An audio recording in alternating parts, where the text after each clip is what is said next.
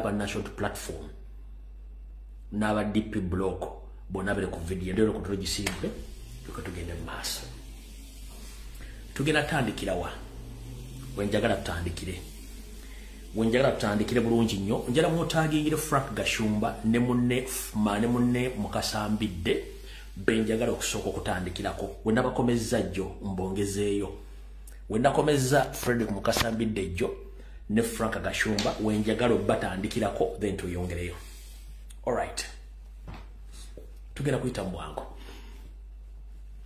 mwenda jjo bennakuze video one nalese ebibuuzo bye natadde ku social media kuno nga mbuuza abasajja abeeyita Abanyarwanda kye baagala mu Uganda nga tebatuwadde answer. Ne mbabuuza lwaki beefula nnyo abantu ab'ekitalo okusinga abalala nga tebasobola tuwa answer. Baagambira nga ettaka bajja dditwala oba twetegekere M23 nakyo tukirinze.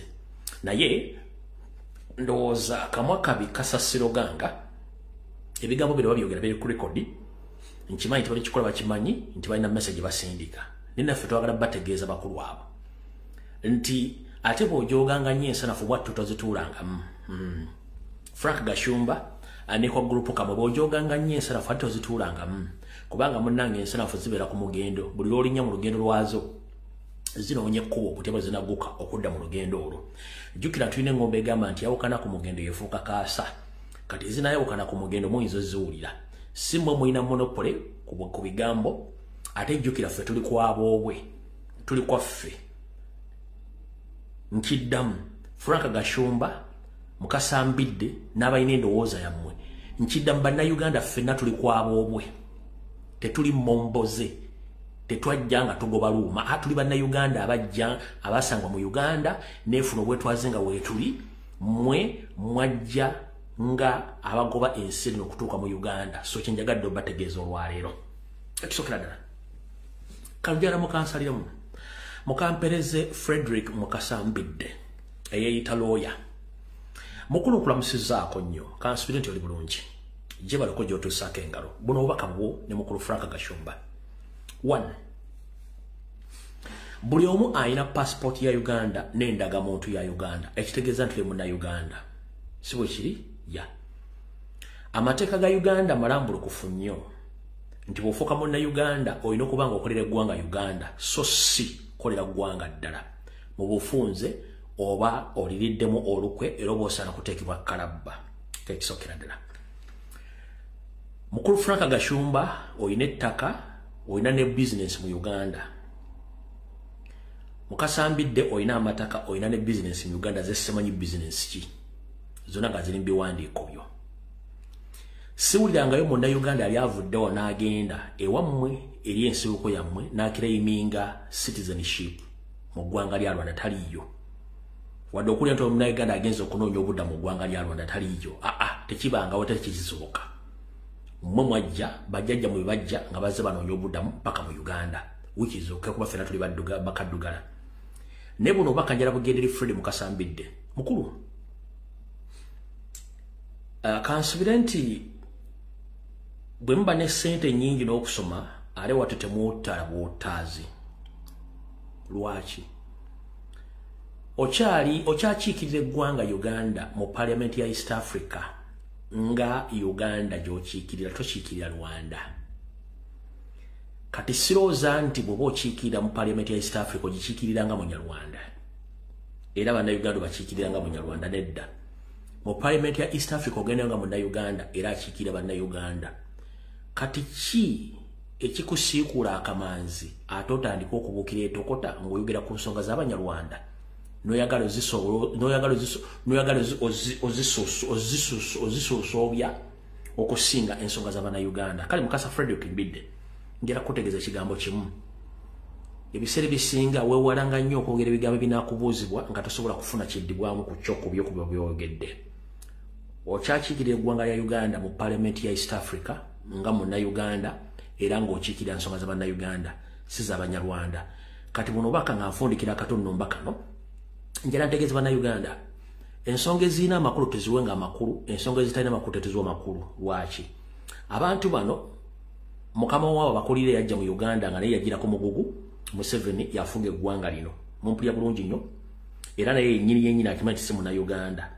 Kati wabanga yali mu buyinza nga be yajja nabo bakokkolima nti basosolebwa, sooka babuuza ani abasosola, era oddemu babuuze ddi de baali bawuliddeko omuntu yenna ng'abagoba mu ggwanga Uganda, era ekiwandiiko bakitulage nti waliwo abagoba, okuggyako nga bo balina ekibagoba nga tebasobola kitugamba nga kibagoba kyambadde ne galubindi ate nga kirimu ovulo kifuuwa n'effirimbi.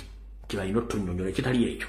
Ezo ensonga tuzibalekere gye bakoma okweyambula gye tutera okutegeera obwerere bwabwe n'ebigendera byabwe. Ke kabadde akanyumira akenjagala otandika nako bategeere bulungi nnyo tuvuddewo. Alright.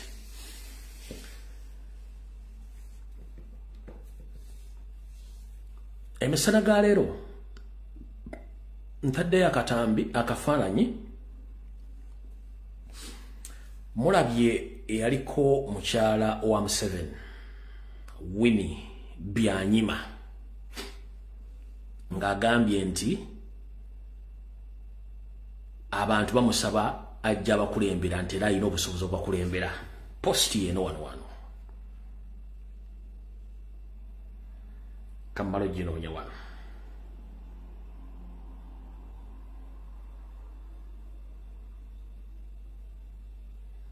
Yeno wano posti ye badde ku NBS agambye what Engineer Winnie Byanyima, it's good to hear people say that I can lead them. It is a suggestion that they trust in me and I thank them for that. I can also say that I'm capable. What haven't I've been through. Agambye nti kirungi nnyo okuwulira abantu nga bagamba nti asobola bakulembera, era naye ekirowoozo ekyo akyulira nga akyeyinamu ekyokukulembera abantu okusinziira ku biki byayiseemu. Kati banyabo ne bassebo abadde batugoberera kati emyaka 6 twajja tubasomesa ekigambo kuba programu ya Museveni ne Banyarwanda banne gye bayita the 50-year master plan to lead Uganda. 50-year master plan y'okufuga eggwanga si kulifuga bufuzi, wabula mu myaka egy'ataano bagenda kubateekateeka buli kimu okuula emiranda gy'ebyobufuzi, emiranda gy'ebyenfuna, emiranda gy'obuwangwa n'ennono, emirandira gy'Abannayuganda babaggyeko obunnansi bwabwe baleeta abagwira batwale eggwanga eryo. Kati emyaka 5 gy'oginaawera bajja kuba bamaze okusigula buli kintu kyonna ekyali kiteereddwa bajjajjaffe mu Uganda ng'eggwanga lisigadde mu bbanga nga baseereza buseereza ligenda mugga ng'eggwanga balitwala. Kyekigendera kya 50-year master plan. Kati 50-year master plan yalimu abantu abo, Besigye yalimu, Winnie Byanyima yalimu abatendinya meeting eyo. Wabula nga bwomanyi nti Katonda yasinga enkwe goyinza okukola programu yo nenga Katonda alina programu ye. Butyo tebategeera nti Katonda alireeta omusajja Robert Kyagulanyi Ssentamu n'abantu abatagala kumanya bali ku social media n'ensonga bazoogera nga bazirina okuba. Programu n'ebatabukako. Programu batabuseeko. Eyali chief plan was 50-year master plan Yoseriti Bahabulwa Lutabayisiro mutabani wa Karekyezi. Yakolanga ebintu bino ngalowooza nti ayogera ne Katonda atya. Yalowooza nti emyaka giri ku sayidi ye kyekisooka. Yalowoozanga nti abantu baatula nabo tebatituusa kiseera nga nabo baagala okukwata mu ggwanga eryo. Teyalowoozaako n'olunaku n'olumu nti ejja kuvaayo abantu abagenda okujja okuwakanya ebikolobero byakola. Teyalowoozaako nti ajja tuuka ekiseera nga buli wamu waayita atyawo. Kati kyekiseera mwali. Wattu omwami ono yajja ne banne bayitirivu nnyo n'ajja ng'akongolawo omu ku omu buli yalina ekirowoozo n'essuubi ery'okufuga eggwanga Uganda n'abettira ye kennyini nga teryamukase ng'atya okumutwalako obuyinza. Tugenzo tuuka olwaleero nga Yoseri takyalabawo omuntu yenna asobola kumuddira mu bigere okwongera emyaka gina 50 okutwala eggwanga Uganda.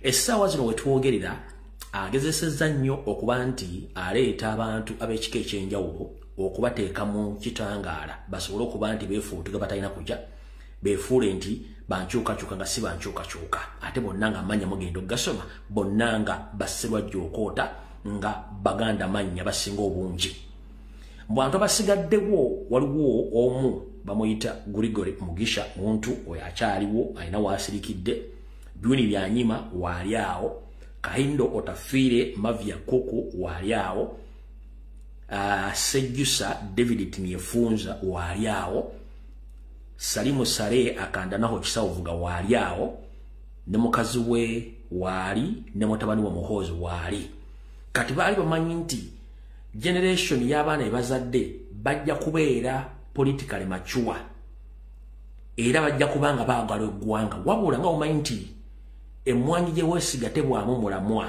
wattu Museveni agenza okuba buli sayidi ng'emmwanyi ze baasiga zigenza okutuuka okumulisa zitugenza okutuuka okutandika okussa nga birere temuli kintu kyonna waafunidde obuzibu bwetwogerera essaawa zino tebalina muntu gwe bagenda kutuuza mu buyinza taliiwo ate nga bo bagamba tebali willing kuwa buyinza muntu atali wa gurupu yaabwe kyekisinga obatawaanya kati ono yenna Katemba Gomulaba simanyi DP Buloko simanyi UID simanyi FDC simanyi Jema simanyi ani oyo yenna Katemba wakiyita mu lujja naye ng'ekikulu bakimanyi nti essaawa eweddeko tebalinawo omuntu agenda kutwala buyinza bwabwe kati mu sisitimu yaabwe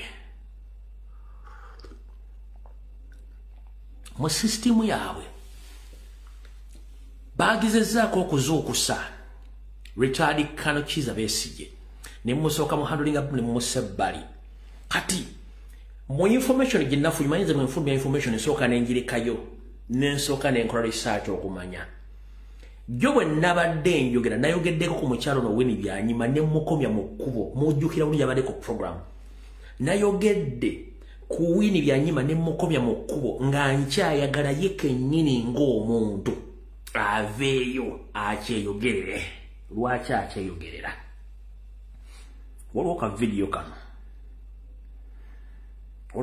kano ka mukama wa Museveni naye simanyi bannaakafuna mayo bannaakafuna nyamba kabere nga kalimu akayivuwa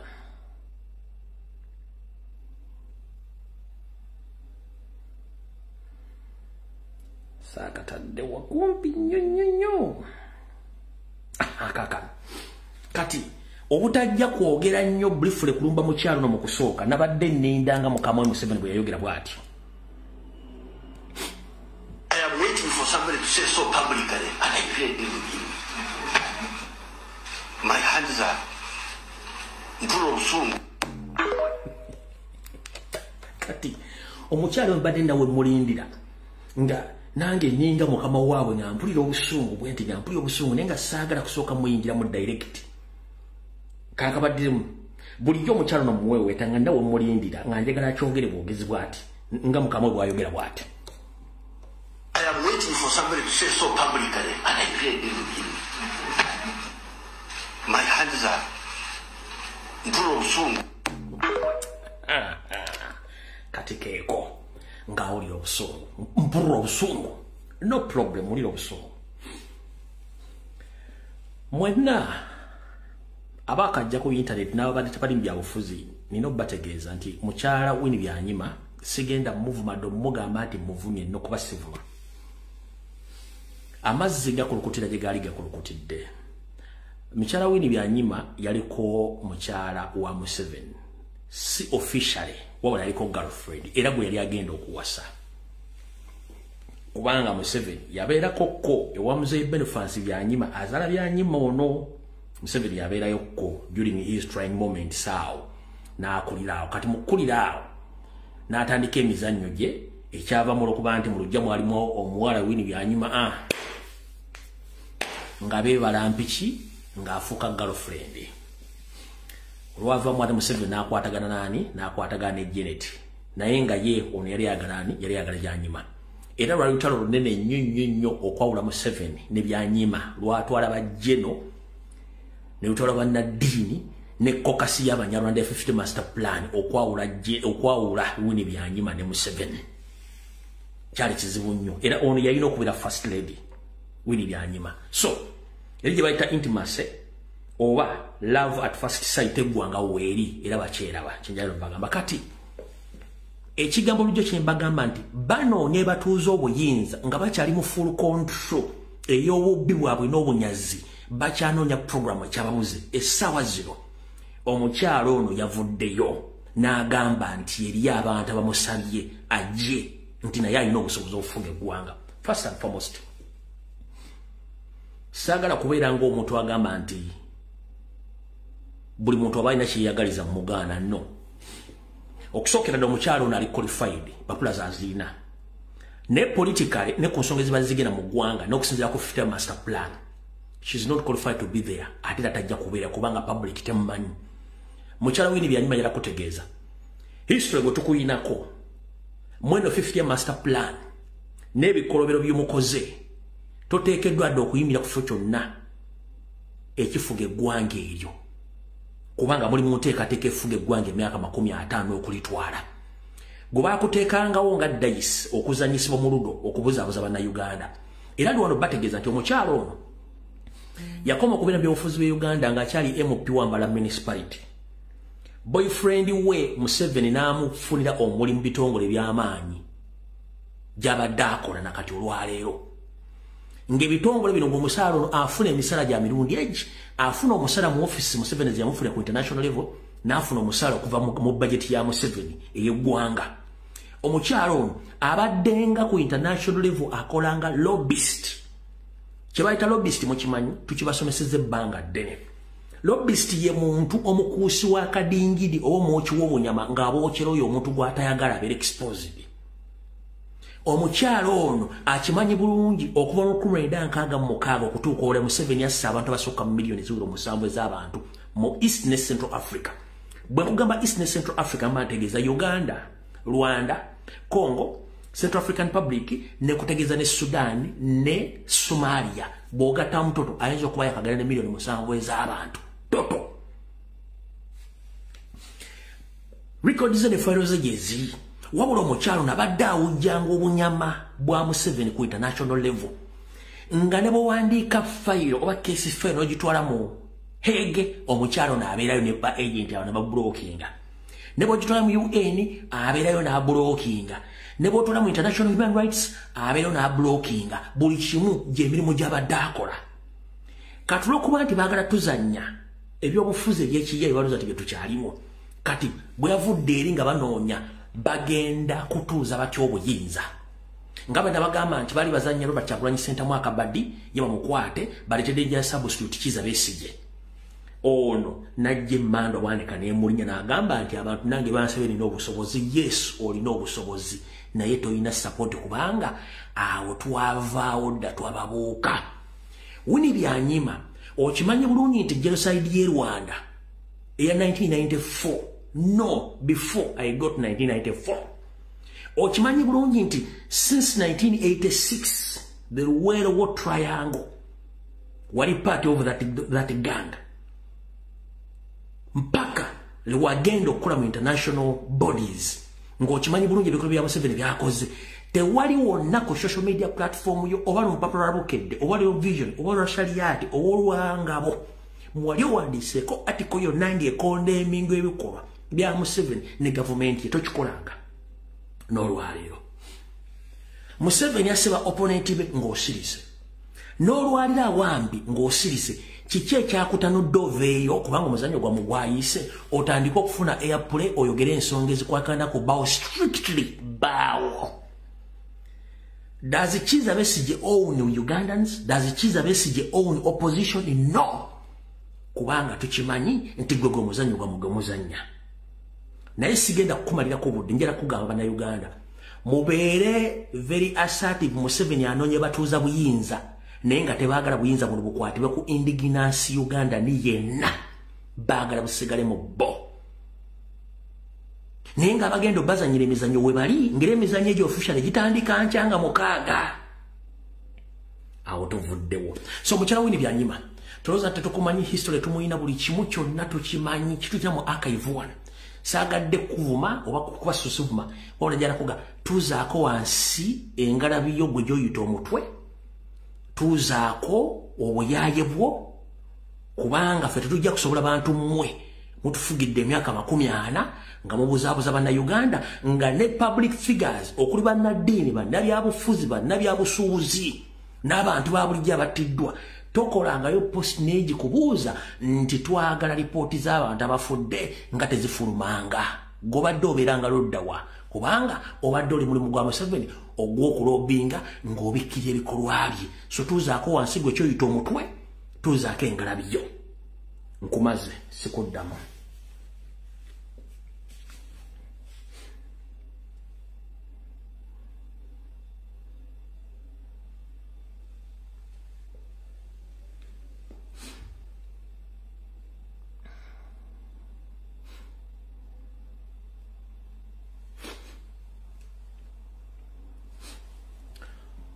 eno security alert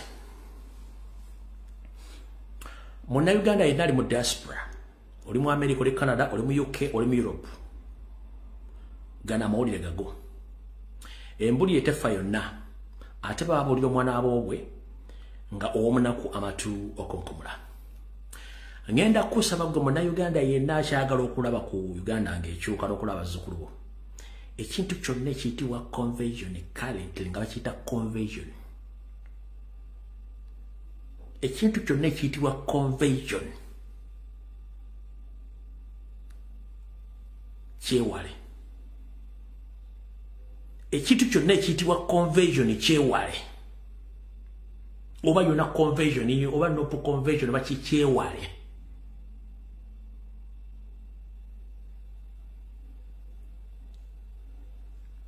eri obulamu bwo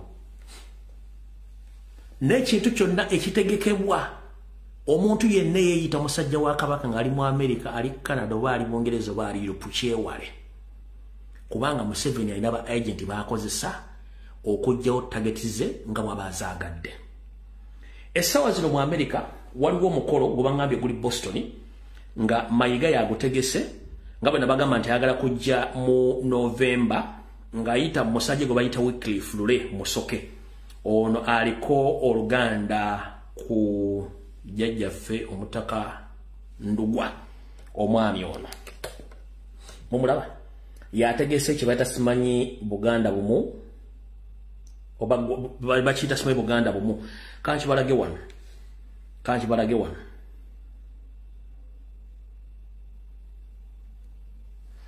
bakiyita Buganda bumu North America Convention ngenda basaba mwenna bannayuganda n'Abaganda ng'okyagala okulaba ku Uganda empya n'okula ku mukulembeze n'okula ku mwezi n'enjuba nga bishingana weewale ekintu kyonna ekitegeevu kuba mu crucial moment eno nga tugenda kiisa obukulembeze Mayiga Salonga Mulengejja alina ba agenti be mwategekera emikono gino so mbategeeza gwe wenna ng'oli mu America togeza ne weetaba ekintu kyonna kye bayita simanyi Buganda bumu North American Convention simanyi ggwanga mujje Boston chapter oyo yenna kasasiro omuntu yenna ategeka ekintu ekiri mu Buganda nga tewamulabako nga yeekalakaasa ng'abanja Ssaabasajja Kabaka wagi yali ebamututta okumuttira totegana kwambala mutega nswera oba boarding yo busuuti yo ng'ogenda ku mukolo gwonna one tukizudde nti bannayuganda bangalo bunani nga bakozesa obunafu bannayuganda abaagala okubeera obumu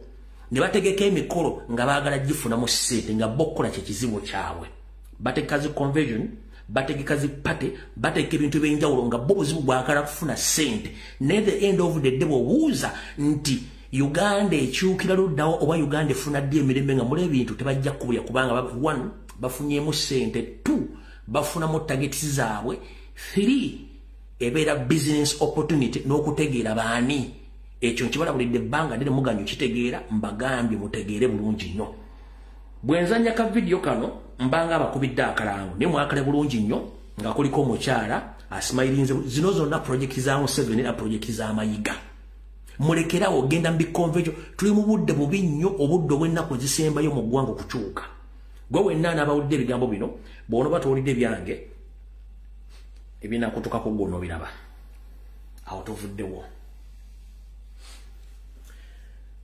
abadde bagobera programu zange ez'omubulange Mengo myaka kati ndowooza gigenda 9 n'ekitundu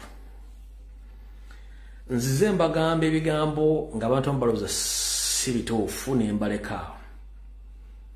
Njagala abantu 10 bokka abadde ku programu zonna nga mbagamba nti embuga ya Nakayima tekyakola yasenguka. Nakayima yasenguka. Abadde ku programu zange muteeka waawo ki comment mbawa information.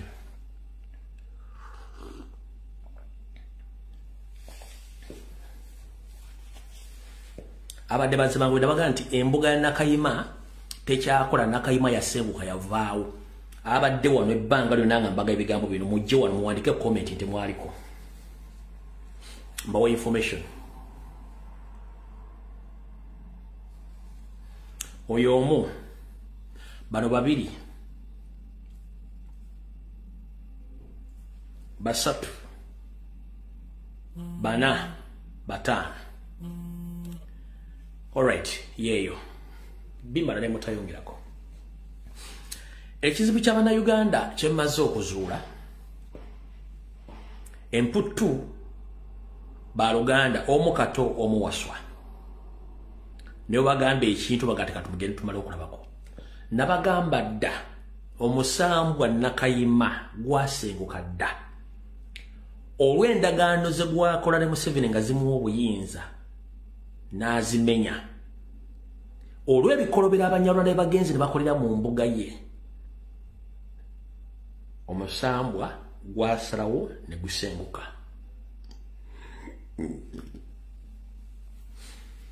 Gw'Omuganda ng'omanyi bulungi obulombolombo n'ennono bwe tuyita obw'embuga eza Buganda. Ng'embuga za Buganda ezimu omukyala wabanga yakyadde mu nsonga ze tateekeddwa kusemberera mbuga ezo. Omukyala bw'aba yakyadde mu nsonga ze tateekeddwa kusemberera mbuga eyo. Ekyo kimu.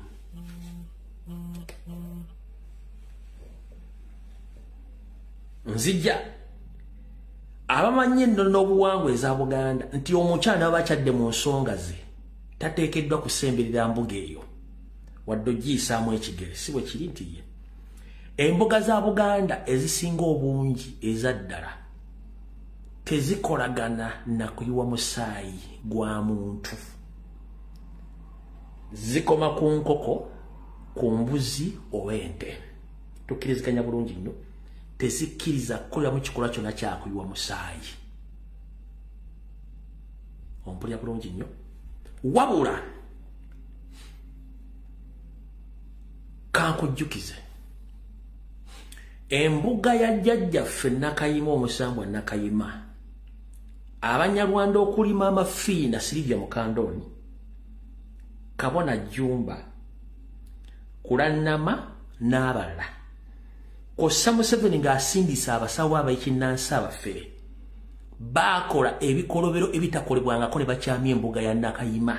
Nakayima n'asenguka n'anyiiga. Era abadde taliiwo. Buli abadde agenda baga nti Nakayima waali obadde omala biseera babadde bakufira. Nakayima yasenguka dda taliiwo. Entebe za Nakayima zennyini entuufu zikugamba taliiwo. Kati kandi kuvire ku ntono. Ekikulaga nti embuga yafuluka ogwo omutiisi gwa myaka 10 oba myaka 2 myaka 3 guli myaka ejuwera 10 plus tuifena. Yes, teri mbuga esobola kukkiriza kusaddaakirwamu musaayi gwa muntu ne guyiika mu mbuga eyo. Tekisoboka. Ku ntebe yayo tekisoboka. Kitegeeze emissa musambwa gwanyiiga embuga ne gugireekawo. Era ogwo omuti okutuuka okuwogokako ettabi okujja okuba abantu abo kabadde kabona akabalaga ekifo kikalu. Kababalage tiko ekifo kikalu kubanga ogwo omuti gubadde emyaka 10 plus gwandibadde singa gubadde weeguli gwandibadde gwaloosa dda ezimu ku ntebe zaagwo nti gamba abantu bange nti omuti guno oba waliwo ekizibu ekiyinza otutwolekera ne guloosa abamu ku bo ne basobola okuwankulayo ettabi eryo ne balissa wansi ng'obudde bukyali okowala akatyabaga kandibadde kagwa okuyiwa omusaayi mu mbuga eyo. Sister Rose agambye gwa myaka 2 nze nkugambye 10. Nze nkugambye 10. Bwe biba bina Mukama yebazibwe. Teri mbuga ya Buganda esobola kuyisibwa musaayi era teri mbuga ya Buganda esobola kwesalira muntu ng'emwesalidde n'ayiwa omusaayi mu mbuga eyo. Nga bwe kimanyi abakongozi tebalya magi ga mpogola, abakongozi tebalya byennyanja, abakongozi tebalya muzzukulu wa Dawudi, era ne mu mbuga temuyiika musaayi gwa muntu.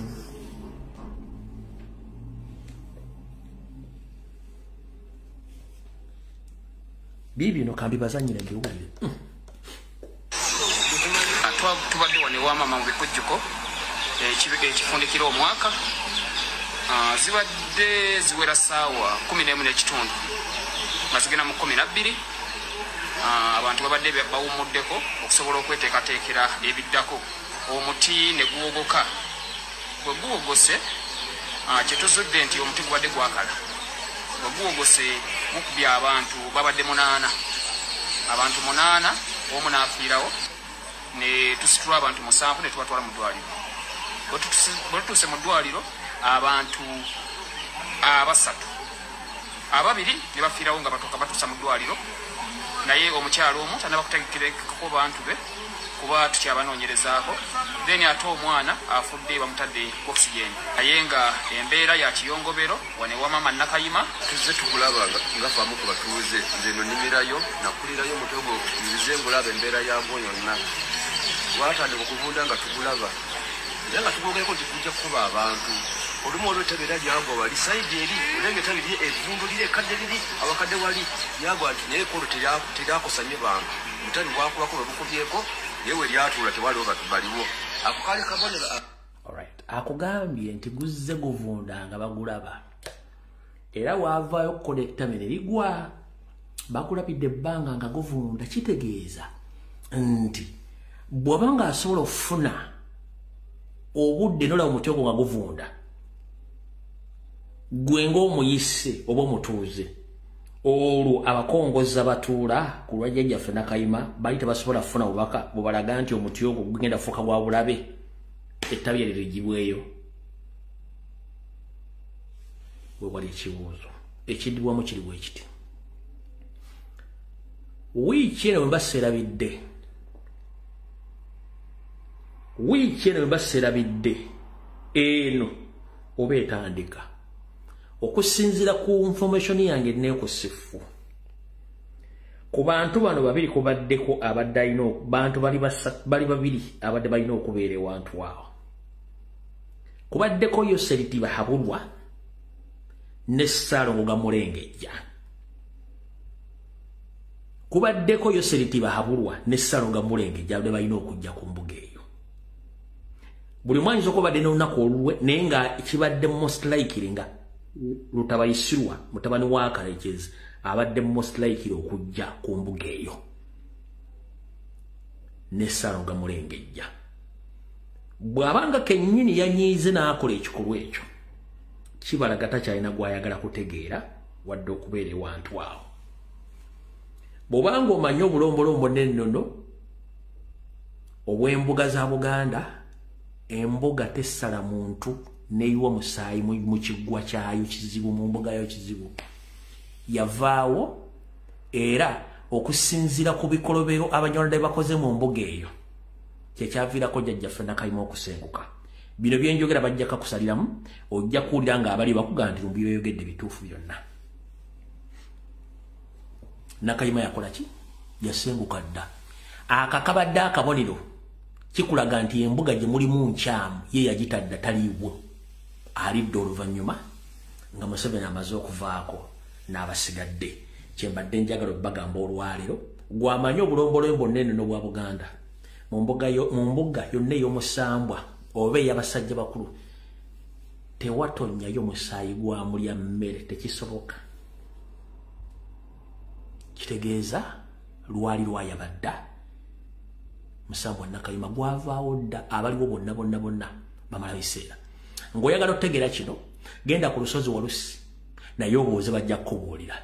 bo wakyaliyo ky'osobola okulaba n'okuwulira teri ne ku bifo ebirala bonna gyasenguka gyavaawo gyagenda kati bakulu nga nfundikira mu kanyomero kano ngenda kukusaba atamanyi gyava era tamanyi gyalaga bw'obanga oli muganda oli munyolo oli mutoolo buli muntu alina ensibuko buli famire erimu omukongozi atulibwako empewo ze wammwe togendanga n'okwata obuuma bwo n'ogenda nti ogenze kwenoonya kwezuula nga weezuulidde wa muganga olina okusooka kudda wammwe weenoonya okuggyako nga teriyo akwasaganya nsonga eyo osobola okugenda okwezuulirako ewala nera bajja kumala bakulifaalinga sooka oddeko ewammwe tokwatanga obuuma bwo b'ensimbi n'ogenda ku muganga tosose kudda wammwe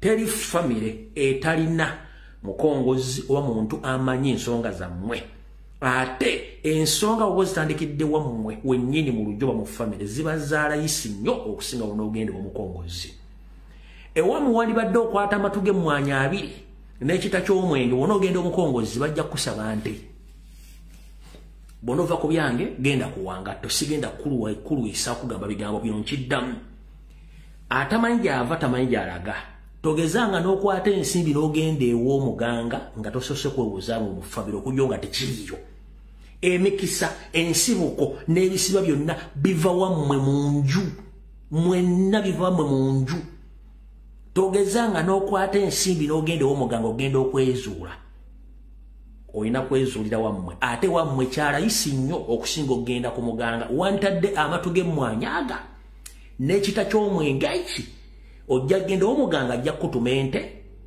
akutuma ennabbubi ali olubuto ate nga lwabalongo kyotajja kusobola so nga ate ne wammwe kijja kuba kyangu nnyo atamanyi gyava tamanyi gyalaga lubaala embeera nga n'embiro kwotadde awo nawo nvuddewo buli muntu yenna gw'omanya ekisigadde ebyange mbyogera nga bibiri bimala okutuukawo nga mwebuzaabuza ekyo nkikugambye east or west home is best otandikiranga wammwe mu nju bisigadde awo tuvuddewo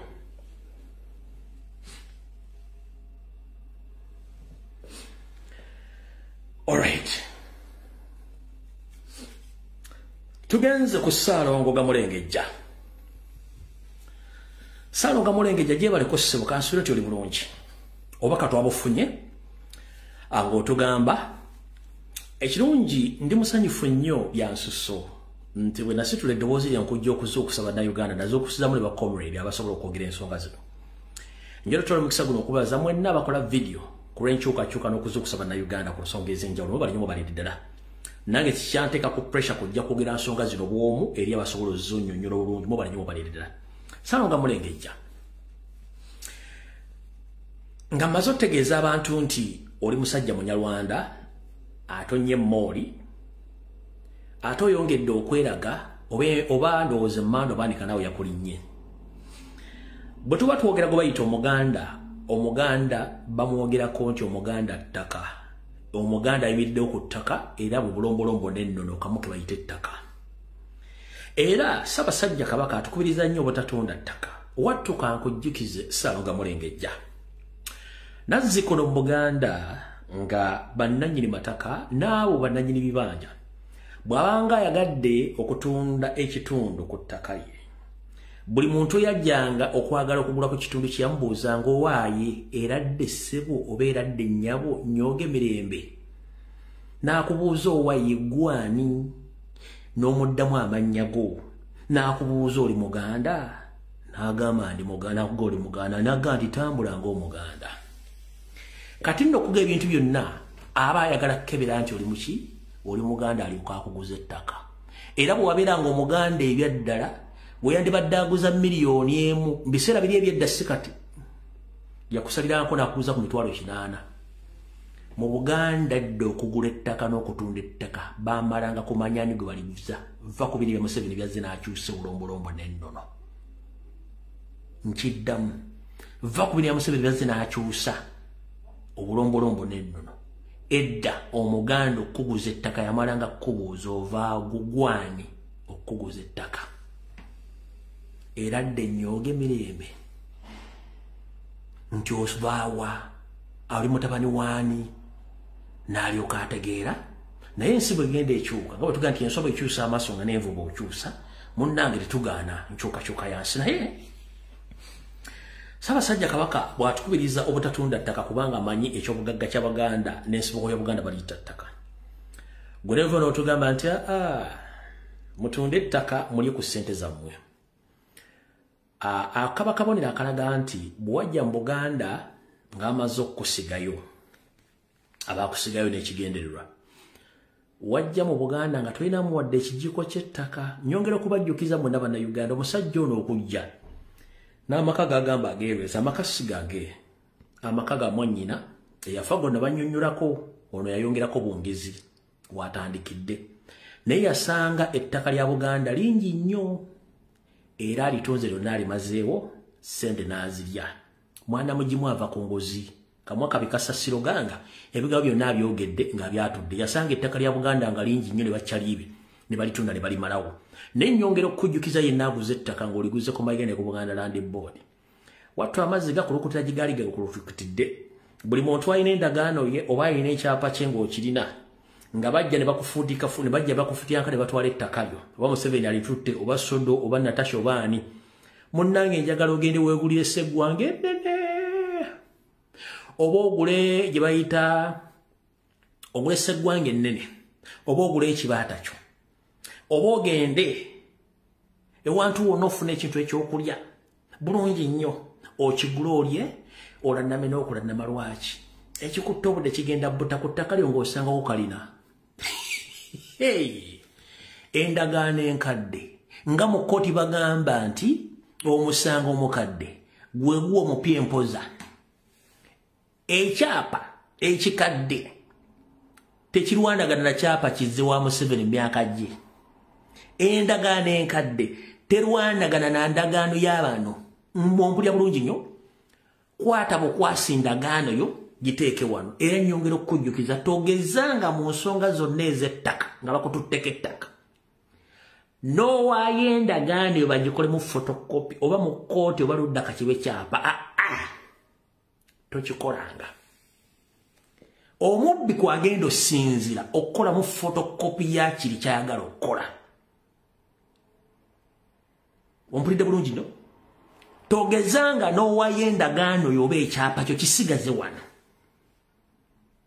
kubanga omubbi w'ettaka esaazi alina emmundu waddemba okukola kyayagala sigaze byogera ku ttaka lyo bulungi nnyo muleka ajja asende azimbeko petrol station azimbeko kalira ekikutta obudde bwe kigenda obbuta petrol station munnange bayiyo bw'aba ayagala agijjeko oba fulaati agijjeko ettaka terina mpira terisenguka wabula nkimanyi muyina obulumi mugamba obusajja butujoze yes buyina okujoga kubanga essaawa zino bwe buyina emmundu nejjukira nabwo bwalikokko nga bugamba nti obuta abujoze amini abujoze nabwo era abantu abaasuzanga embuzi mu fulaati z'ebugoloobi abantu abaali baatwala ebitundu bye wano ngodde Luweero ebbombo nga buli muntu yenna alya waggwanga eri baalaga ludda waki ekyatuukawo buli kimu baakireka kati njala kugamba gwe wenna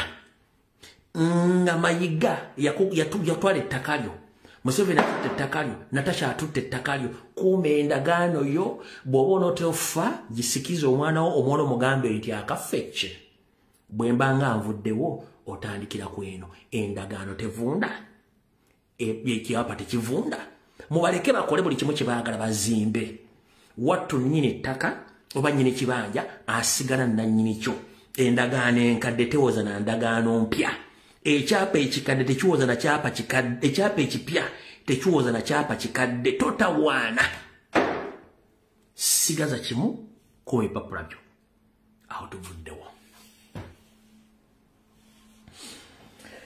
njogera nnyo ebigambo bino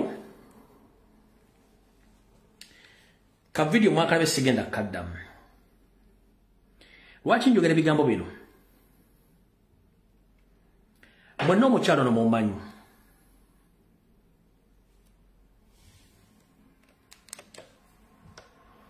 ye mukyalo omuko gwe baasenda mu Lubigi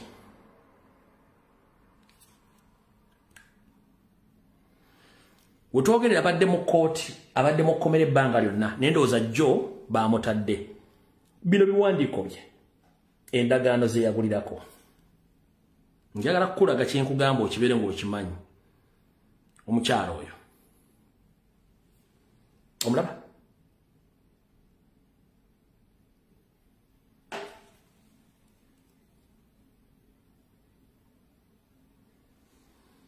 Bamukozemu ebintu bingi nnyo nga mu bulamu yali asigazizaawo nkoko ye ng'ennyumba ye bagisenda ng'asigazizza nkoko. Mu bulamu ng'asigazizza nkoko. Ono ng'asigazizza ki? Ng'asigazizza nkoko. N'enkoko simanyi oba yagirya oba agimutwalako. Bino byemu ku biwandiiko ebiraga nti abadde asasula obusuulu emmengo. Ndowooza mulaba ebiwandiiko bino. Abadde asasula obusuulu. Eno y'engabo ya Buganda mugira bulungi nnyo. Engabo ya Buganda. Era ekulaga Obwakabaka bwa Buganda, Buganda Land Board. Buno bwonna bubadde busuulu. Mbulaba? Buno bubadde busuulu abadde abusasula bulungi nnyo. Era nga yeeno emu ku bagiyita Obwakabaka bwa Buganda, Buganda Land Board, Tenancy Registration Card, ekiraga nti abadde muntu muwandiise. Ono tosobola kuwoza naye. Neba muli mu gavumenti essaawa zino, musobola okukozesa abalamuzi okukola kye mwagala, naye ono kuzina empapula z'alina ne by'alina tosobola kuwoza naye mu gavumenti ng'ekyuse. Wabula buli kimu ky'oba okoze oba okikoledde bwereere. Referensi y'ekyo eri ludda wa? Nina ka video ke ntaddeyo akawungeezaawo nga nzija. Ka video ako era kankabazanyire wano mutegerere bujje bagamba nti Museveni yasindika abasajja okubba ettaka lya Buganda mu Luweero Triangle mu Buganda Street omulimu bagukoze bulungi nnyo.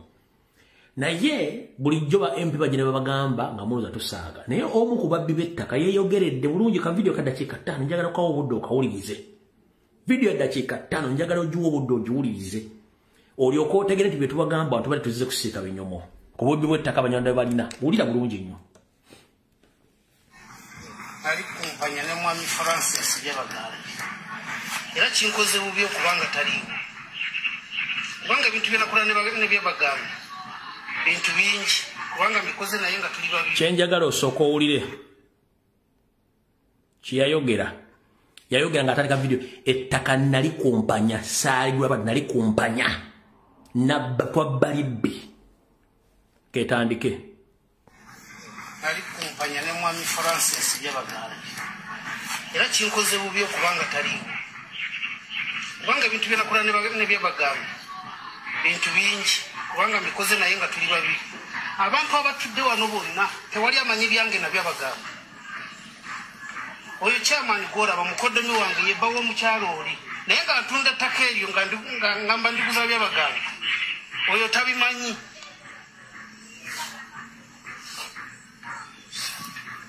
Ndowooza munfuna bulungi. Oli ye chairman kati aliwo ebiseera bye tali chairman naye yali mukoddomi wange nga yebbawo oli omukyalo. Naye bye nakolanga byonna oli talina kyamanyi. Saamugambangako nti ntunze ettaka. Era Byabagamba engeri gyajja ku ttaka kuno tewali akimanyi. Oba yapangisa, oba yagula, oba namwazika, tewali akimanyi. Abataka abatudde wano. Oyo omwami ayambadde enkofiira enzirugavu. Oyo twabeeranga naye ku kyalo ngamanyi. Be bantu abakulu abali wano abamanyi. Naye nze ddiru yange ne Byabagamba. Abatudde wano tolayinza na kuyimuka n'akugamba nti nze nkimanyi. Bw'oba akagimanyi waliko omukono. Ekintu mbadde nkizanya ne Byabagamba abantu aba. Diru ya kunyaga ttaka ly'abantu. Nze lyange natuusa ekiseera ne mugamba nga maze okulokoka. Watandika mutya mulinyage. Byabagamba yatuuka watya ku ttaka lyaso mutandika okukola ddiru. Ono namulimba omukadde nti nze ngenda kupangisa ettaka ndipangise Byabagamba kubanga tugenze Kigali. Ne mulimba nti kupangisa ate nga nze ntunze. Otunze lyonna? Nga ntunze lyonna. Tegeza bakuwa ssente. Bampa ssente nzi. Naye yazimpa entonotono ezisoboka yazimpa. Kati oli okubeera eri amanyi nti nze mpangisa. Era nga nyina n'obusente bwe muwa ne mulimba nti ali mu ttaka yabumpadde. Waliwo ekiri mu kwemulugunya kw'omukadde ono. Petition engambo wagusa sheera yo ng'oyisa Byabagamba. because kutaka ly'omukadde ndowooza wali oyinako sheya oba kikufa so kituufu kati wakuza sheya ate ne musala w'ettaka lyo n'alitwala tulyeddize naye nga nze sheya yange yaliko era kweri kati era ne mu kooti nze namugamba nti sheya yange gijjeeko yiika 187 aziggyeko ettaka lyonna teryali lyange kukyapa kuliko abantu 5 eryange yiika zange aziggyeko ezitali zange aziwe bananyinizo eryo lyenamuguza netukumpanya ettaka lyonna eyo firimu tubale tugizanya nze nebyabagamba abantu ono omwami abimanyi tubale tufiira wano mu ttaka nga nze nebyabagambya waali ate olagawa nyina okukwata essimu kubanga bwe mbanga nyina ekyetaago simanyi kye mu kkooti wano nyina okukuma nze sobola kudduka mwe kyemulowooza nze sikindi ate nze siyumba sagala nsobola kutaata genda mu maaso obudde butukudde ebintu ebibaddewo byonna ku ttaka kuno mbadde lirungizanya nebyabaganda nono omwami ebisinga abimanyi kubanga bwe tubadde nze mbadde nsiba mu ttaka awo nebyabagambi noono omwami abimanyi ng'ayagadde okwogera amazima byogere mbadde nsiba nabawo mu ttaka tudiiringa wano tuyitawo oba tetuyitawo looya mudyobuli y'omwe tuyambye mu bubbi bwe tubadde nabwo wali simumanyi linnya laba amannyo tubadde tuwandiika empapula nga 10 naye wano tuyitawo oba tetuyitawo ng'olwo tuluyuza tumaze okumanya nti awo tetuyitawo ng'olwo tuluyuza tuwandiika olulala tubadde tuwandiika empapula nga 10 bwe namala okumanya nti yesu ye muddu yasobola okulokola abantu ekintu n'ekita neŋŋamba mukadde nampa ne mugamba muganda wange bye nabba oba bimaze oba tebimala naye tusiza ekiseera nze ndokose neŋŋamba francis nze obubbi bwe mbadde nkozesa naawe mbuvuddemu nfunye looyo wange oba bwe tubadde tukozesa mudyobuli nze mukooye nenfuna looyo wange netuwere ne mbadde tugenda mu kooti nze kyensinbyeko kiri kintu kimu abalamuzi bano bantu balaba wala nnyo kubanga okumanya nti abantu babbi nga tosula nabo nga tosiiba nabo obukode bwe tukozeseza badde bungi nga nze simanyi nti omulamuzi ayinza obuvumbula naye tukoze ebisoboka byonna tuyiiya tulabe nga tuyitawo ttaka tulifune tubeere nalyo nga nze tumanyi nomukadde agenda kufa naye n'alemerako naye tafa nga mumusabira kufa nga kyesaala esigadde omukadde omuyite otya mukadde maama wange yakuzaalira ddala nzaala abo babimanyi bano bonna bali wano babimanyi eyo ddiiro tubale tugisamba bwe tutyo okutuusa lwe natuusa ekiseera neŋŋamba nti mukama nsaasire bye mbadde nkola tebigwana kukolebwa muntu azaalibwa mukadde ono ne mugamba mukadde ndokose ate ngenda kwogera mazima neŋŋamba byabagambi nze ngenze mu kooti kanfunera oyo wange nve ku mudyoboli mudyoboli atuyambyeko nnyo bambi nga looya okulaba nga tubba obutaka bw'omukadde oyo atuyambye nnyo akoze ebisoboka byonna tuwandiise empapula misana na kiro naye tebituyambye omulamuzi omusango n'agusala nti gutusinze tweyanziza nnyo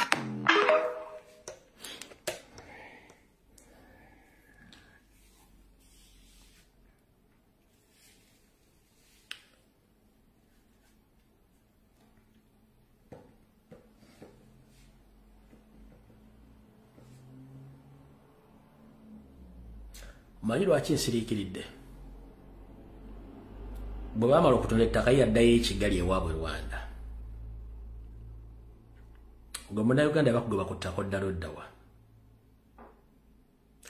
ekyo ekibuzo kibuuza bannayuganda ku lunaku bano bajja okubba ettaka lya bannayuganda balitunda dda ne balisigaza ne badda ewaabwe ekigali neggwe oddala oddawa wawoyita ewammwe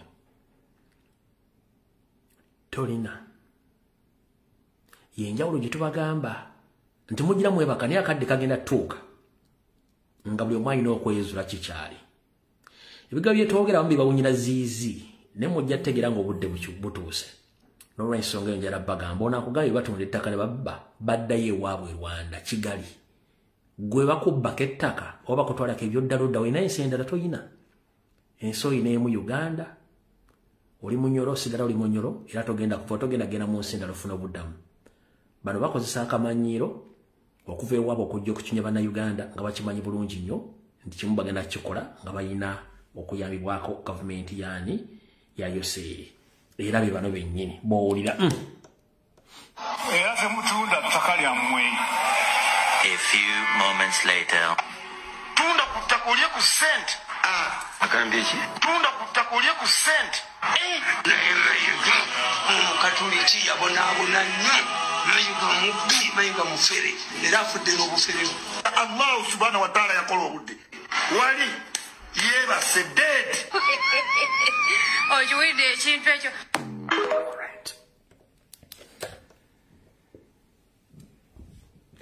Okubazzayoko katono mu byafaayo abasajja bennyini b'owulira abo ng'oli bwe yatugambye bonnaabe nti abaganda basibuka Cameroon mu biwandiiko mutuufu ne nange jjo namusomesezaamu kye tuyita Migration of Africa ne Partition of Africa. Bo nabo basibuka waggulu mu Ethiopia ne mu Eritrea gye baava. Wabula era ekyabalemesa n'okutuuka okubanga basenguka bwali bwakubba ttaka na kwefula kye batali n'okubulwako obutuuliro. Balina ebizibu byabwe bino wansi. 1. Balina akamanyiiro ekisooka babbi batemu bakyokoza. Okuva eri mu Eritrea mu Ethiopia bajjangira baagala okwefula kye batali nga bawamba amataka bamaliriza babakubye nga babasengudde empaka gye bagenze babuna olwaleero okutuuka e Rwanda babo Congo baze mu Uganda baagala kuyingira Tanzania baagala kuyingira Kenya ye embeera yaabwe gye bali tebatulako wamu nga tebakoze ffujjo na kubba na kumanyiira. Ekyo si kyekikulu. Ekikulu kye kiri kitya nti omuntu bwe baaliko ekikolimo nga kya myaka 7 emabega ekikolimo ekyo kimutambulirako. Bano abantu balina ebikolimo ebibatambulirako.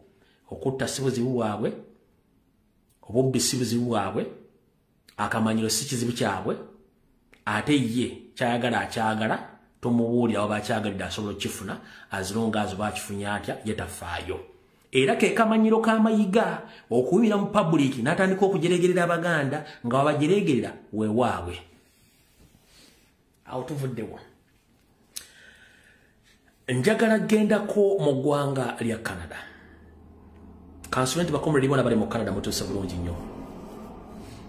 Olunaku lwajjo nabazanyidde ka video ka mukyalo yo YouTube kati Simon Namawole yava ku Baba TV gwe bayita Namukasa. Ebigabye nabagayo byamutuuseko simanyi. Wabula ngenza okuddayo kebabega okunoonyereza nga ebintu bino bya NRM yebirimu etya. Tunajjukira nti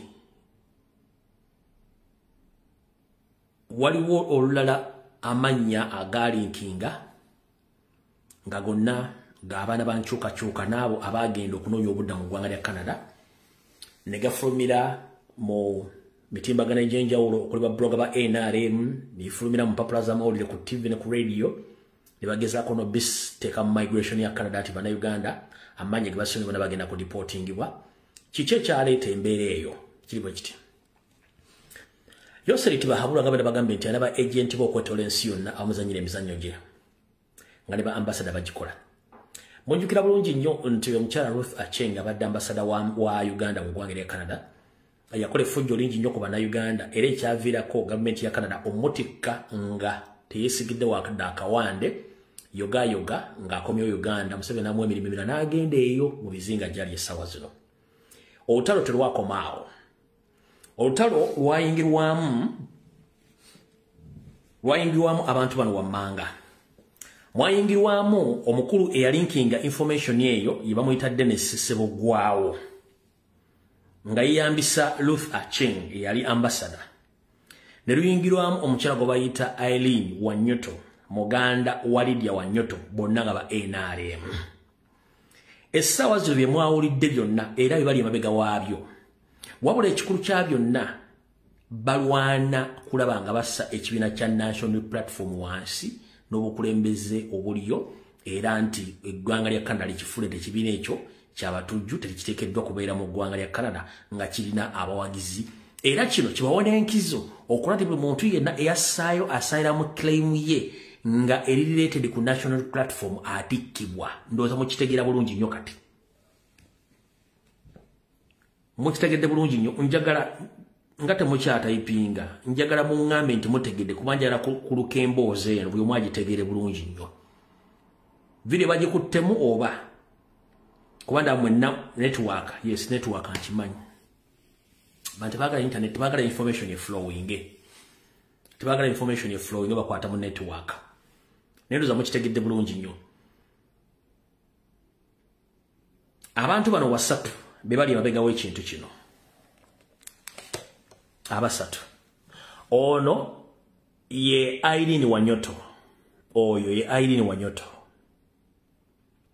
ono ye yaliko ambassador wa Uganda e Canada Ruth Acheng kati ono ye Dennis Serugwawo bebali babega bivuye jonna wabule kyasinze okunsesaako omwana mulenzi ayina mugu mwana mulenzi ayina mugu babene bibaga bigere byalagibwa simanyi jajjo ayina mugu kino kya strongest man in Singapore naye ng'oli mu Uganda storage wa kino ekigere si kye kyali kya strongest man in Singapore oba Badanga naye nga atuli mu Uganda olwanga kino ekigere kya Badanga abamanyi Badanga mujjukira oba kino ekigere kya strongest man in Singapore oba Badanga mujjukira Badanga kireka kye kigere kino kati omwami ono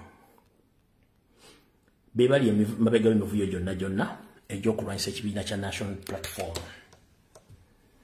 video bagikwata no problem ngenda dubaviira ku ntono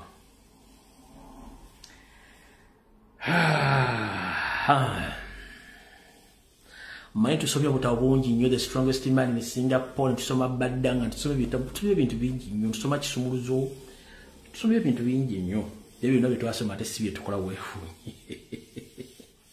mwana aliko mugu amulinga wa njovu ekyo si ekikulu kyekiwa kati amapesa gana asatu gegali mu kulwana ekibiina kya National Platform wadde Ruth Acheng bamutikka gano go gasigadde gana amapesa abiri Dennis Serugwawo ne Irene Wanyoto be basigadde okukola emitawaana gino kati ekizibu kiva luddawa ekizibu kiva nti twafulumya ambassador nga nabo gisimufungize NRM ne tugifuukira ekyambika mu ggwanga lya Canada Barambaruga Harba yagendayo era abaana bamufuukira ekizibu kati baagala kuteekawo kye bayita resistance okulaba nga ekibiina kya National Platform mu ggwanga lya Canada kisiimulwa era kijibwawo n'abaasaba asayiramu nga bayita ku National Platform nabo bayimu asayiramu era batikkibwe baddizibwe e Uganda kyekinyusi ky'ekintu kino kyonna naye nga abakiri emabega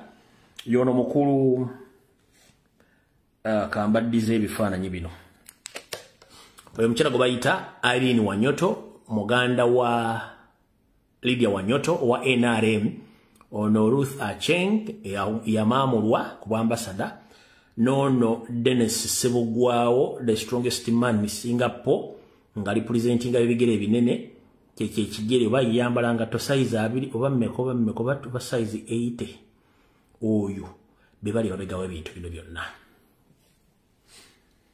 kati ekizibu ekiriwo kiriwo ekiti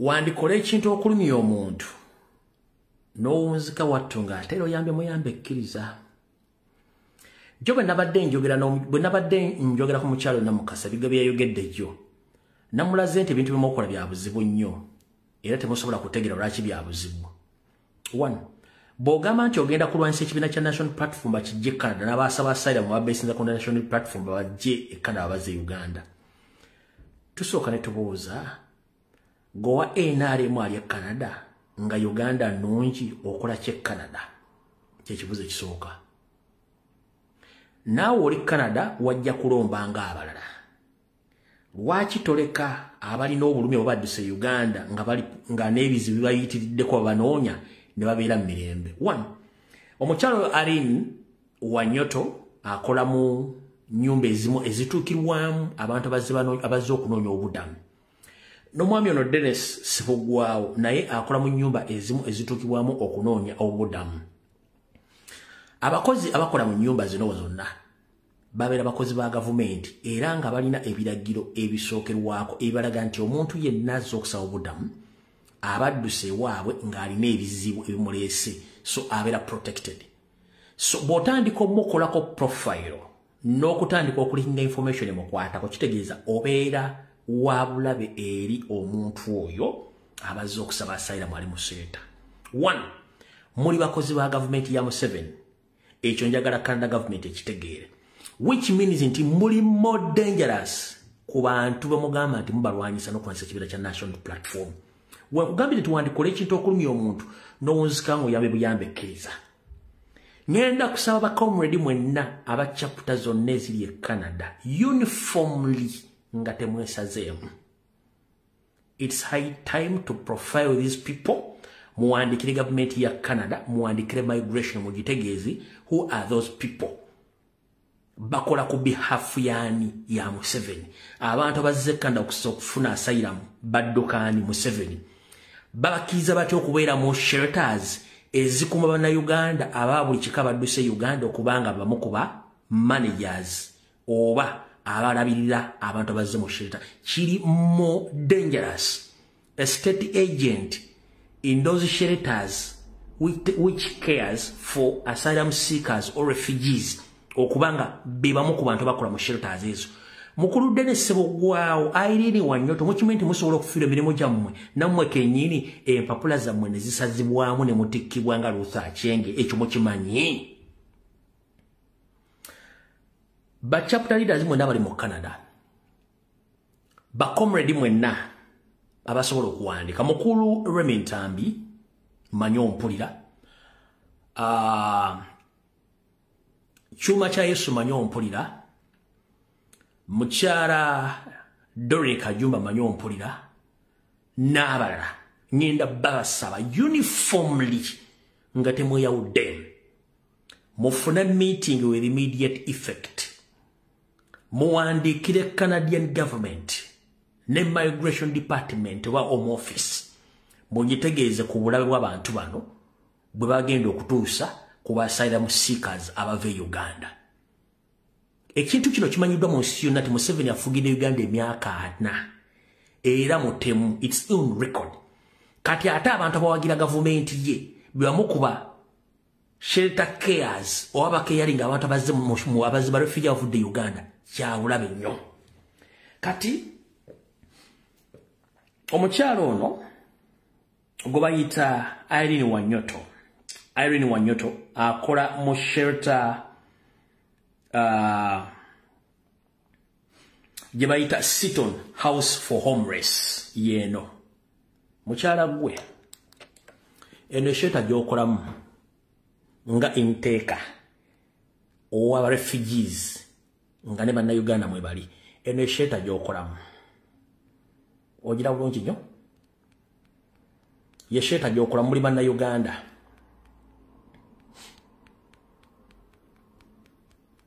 eyo gy'okolamu ogira bulungi nnyo. Ye shelter gy'okolamu okimanyi bulungi nnyo nti it's against the law to link any information concerned about the asylum seekers in that shelter. Kimenya mateeka oba compromising the security yaabwe. Kitegeeza nti bano balina right egenda neteeka complaint ku shelter management and Canadian government osobola okuluzinga omulimu gwo n'empapula zo kubanga sister wo wa NRM era mmwe mwawandika information eyalinkinga information y'abanda Uganda bonna badduka Uganda nga Museveni abanoonya. Be very careful. Ngenda kusula nga ndikinze information yenu. Oyo mukyala yeyo shelter gy'akolako mugira bulungi nnyo. Yeyo shelter gy'akolako ne banna Uganda abasinga obungi batuukira n'ava mu nsi endala y'abantu basala mu seekers oba ba refugee n'abantu ba homeless abatalina basula. Kati banna Uganda abamu basula awo abazze ne babeera awo. Kati bano aba NRM ba agent we babateeka batandika okuprofilinga.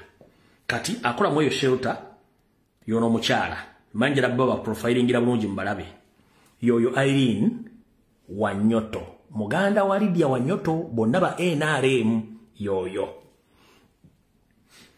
Kati omwami oyo the strongest man in Singapore gobayita Dennis Sebogwao naye akola mu shelter gye bayita Home First Wildoro Welcoming Center oba shelter gyakolamu yeno wano Wammanga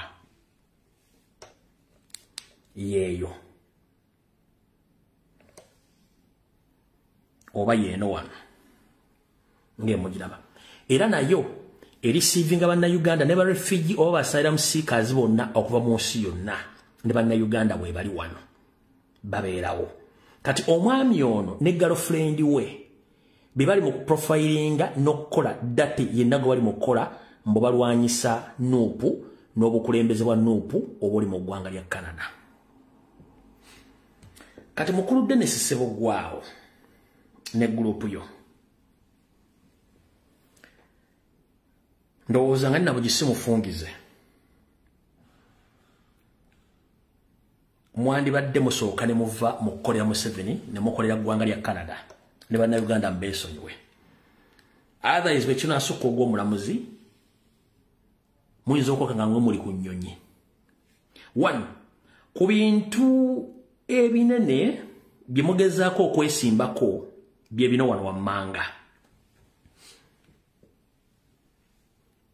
bagamba nti abantu bonna abajja e Canada abanoonya obuddamu bonna bawagizi ba National Unity Platform, a political party, an opposition group to the party currently in power in Uganda.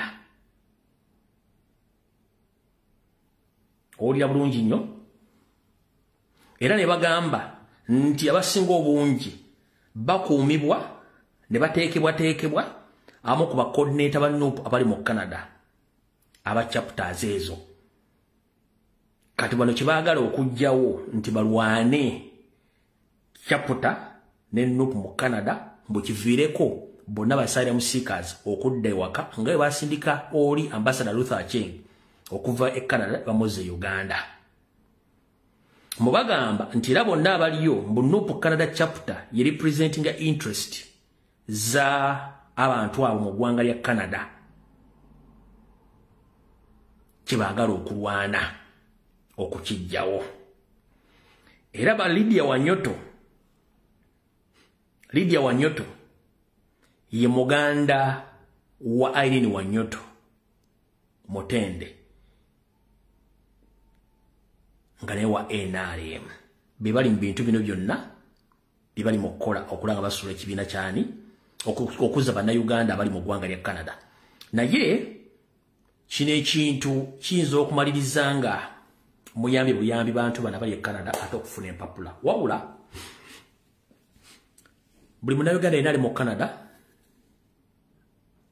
ngenda kukusaba nga temweyawuddemu wadde okwekutulamu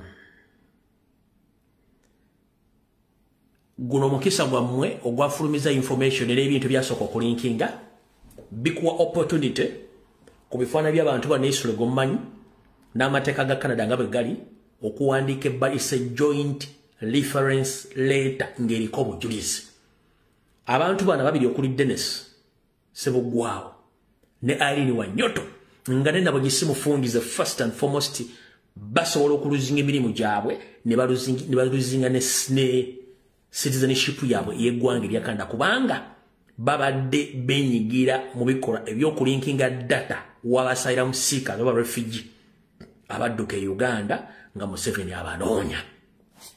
Mukulu Kyuma kya Yesu, Mukulu Remi Ntambi, Mukya Doroni Kajumba n'abalala ba coordinators aba chapter eza Canada ngenda basaba mutuule mukole ebbaluwa mugiwandikire gavumenti ya Canada n'ekitongole kikwasaganya ku kuyingiza n'okufulumya abantu mubategeeza abantu bano in particular biki bye bakolera ani ng'ate tebali menti wadde okweriranya okufulumya dde okwogera kigambo kyonna ekikwata ku barefugee abaava mu Uganda nga bali ggwanga lya Canada n'okwogera ku kibiina kye bayita National Unity Platform olw'ensonga ekibiina kino kiri ku record nti abantu baakyo bonna bavuganya n'abaali bakiwagira abamu battibwa abamu baasibwa abalala baakadda era n'embeera yaabwe si nnungi ogwo omupiira gujja kusigala nga guli 10 ku bwereere nga teguliko wadde aguwolereza era bwe mba mwagala okukikola muchikole nga nabo gisimufungize mutegedde bulungi abantu abali mabega w'ekintu ekyo oyina parapasego mwalabyejo gumole ku social media nga kakyala kokogera byonna byadde bibesinga ku information eva mbana abantu babiri kati muina opportunity okola ekintu ekyawamu ebbaluwa na mugisindikira government ya Canada bana batagira ngenda segaza mulimu shelters bakola tekikirizibwa muntu yena akola mu shelter okulinga information ya refugee oba yasaira musika yenna ngava mu gwanga gye batulugunya n'okutaatu mwena mu Canada mbafundikirida osigenda baddamu ebisigadde abantu bano ngenda bapostinga nenda bapostinga dda ebisigadde byamuma wabula mukyala Irene Wanyoto Dennis Sebo gwao mujja kwesimira akalimu obuuka ekyo kibagana muzo okuluzinga emirimu gyammwe na buli kimu kubanga information tugirina ate singa abaana obanaatula ne bakola ebbaluwa gwe omuntu omu individual tosobola kuwangula abantu basukka mu 13 nga bayina semu case bayina semu cause nga gye bavudde kiri visible Museveni atta atulugunya awamba abantu kitegeeza nti oli agent atali registered nga government ya Canada tekumanyi nengo okola nde disguise ngobega government ya Canada n'abatuuze baayo ne basayira mu seekers mubeere beegendereza nnyo ebintu byemukola eyo si Uganda eyo si Katanga amateeka gakola nga nfundikira mwaka Kanyombero gwe muna Uganda yenna wooli nga wagenda okunonya ekigula amagala eddiba mu nsi mwoli wandibadde nnyo ofuba okulabanga bwobanga wagira gavumenti ya Museveni giwagirire mu mutima gwo era sirika kola ebikwatako bw'oba owuliddeyo omuntu nga wakanya gavumenti ya Museveni nga ali mu diaspora alina ensonga lwaki agiwakanya mulekere eddembe lye akole by'alina okukola as long as nti naye takulumbye kutuusaako bulabe oba kutawaanya kyokola muleke akole kyalina okukola kubanga ensi ze mulimu zaakulaakulana zimanya amateeka wabula gwe ate ogamba nti owagira NRM naye nga n'emirimu gy'okola gifaanagana na bano basalamu seekers oba basalamu claimers kitegeeza nti osaana kunoonyerezaako nnyo entegeerayo naani gw'okolera omutuufu n'ekituufu ekyakuleta mu ggwanga eyo namwe mbafundikidde awo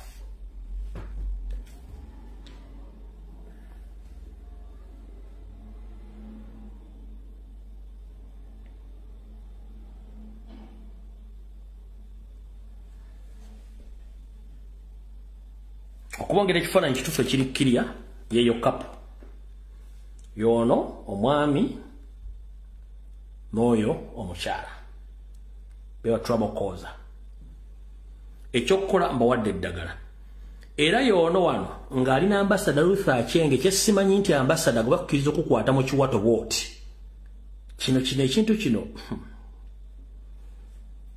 ekintu kino simanyi nti kiri applicable n'okwata ambasada n'omuyisiwa emikono bwoti ne giyita mu bwoti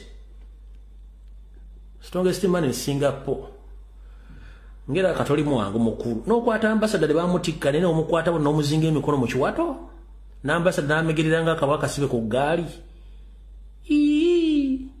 kiki kino kituliko nedda sooka olabe nedda ambasada tebanga bakubala empapula za bukedde ambasada ono yalibanga alimu emize gy'okubambala empapula ayinza okuba bambala constitution nga tamanyi awo tuvuddewo nawo tugenze ku nsonga endala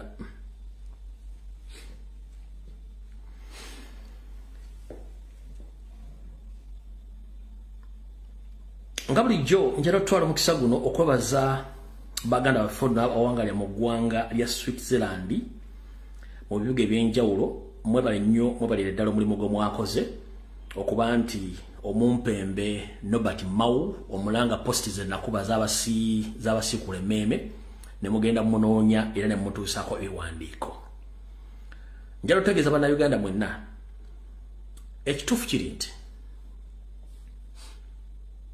Mao buli kimu ekigenda mu maaso mu ggwanga akimanyi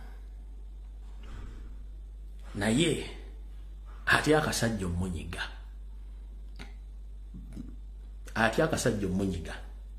kale ebiseera bisinga alina kukola kyekaagala bwe nabakola post ne baga nti omwami ono agenze Switzerland ekituufu bannayuganda baakitinze mangu nnyo nga bakulemberwamu bonna babaddeyo era omukulu no bamukwanze akatabo n'amanya na buli kimu kyonna ebikalo Museveni byakoze byamuweereddwa bwe bamulumbye ku embassy ya Uganda mu ggwanga eryo.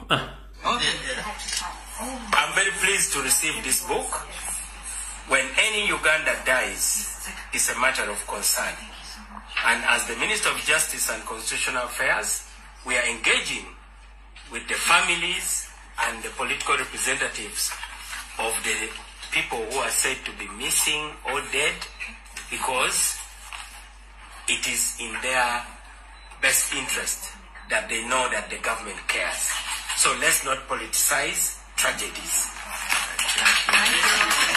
All right.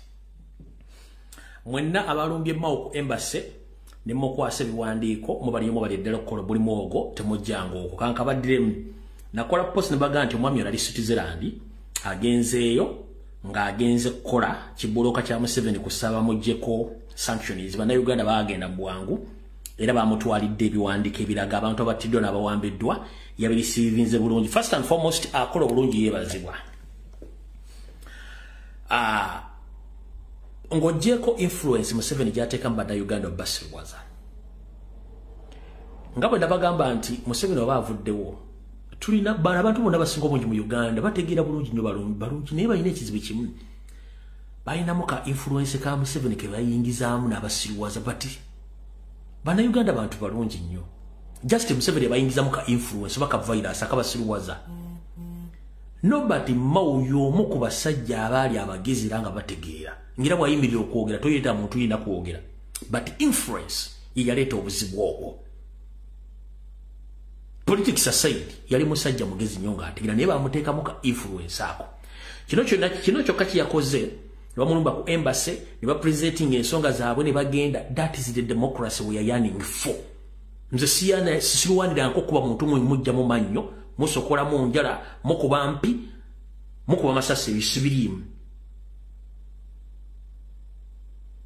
nkiddamu politics byonna gwe mmanyi gwenjagala saagala nko politics wa kuwamba kusiba kutugulunya kutta abantu simulimu osiye politics gwe mmanyi siba mukulembeze benwanirira kino ekikolwa ono kye yakoze Minister of Constitution nobody mau kulisivinga abantu bane bamuwe papula bamutegeeza ebera sigiro na message mulaga nti world wide Museveni bamanyi nti mutemu ayene yakimanyi okitegeera bulungi nnyo kati feke tulwanirira kintu tutulwanira kuba sina kifo kyenjagala baganze sirwani kifo n'emikono gyange ebiri amagulu gange abiri n'engalabi yange ensi beeteredde nsobola okwekolera n'ebino bye tulwanirira njora ko bazamu n'abana bagala babadde abasobola okugenda Switzerland abasobola okusanga omuntu ne muwa empapula zino mubali nnyo mubalira ddala temujjango kankabadde mulungi omulala. I'm very pleased to receive this book. When any Uganda dies, it's a matter of concern.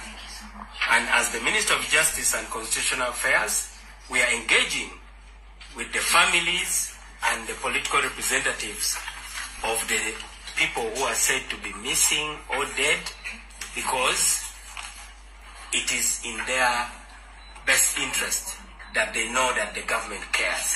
So let's not politicize tragedies.